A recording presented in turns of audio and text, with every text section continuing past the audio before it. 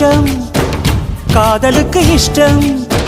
வெற்றி பெற வேண்டும் என்றால் காதல் எதையும் தாங்கிடுமே முட்டும் கதவுகளை தட்டும் சறுக்கு விழும் பாதை எல்லாம் வெற்றி படியாய் மாற்றிடுமே அண்ணாந்து பார்க்காமல் விண்மீனை வீழ்த்திவிடும் துணையாரும் இல்லாமல் ஜெயித்திடுமே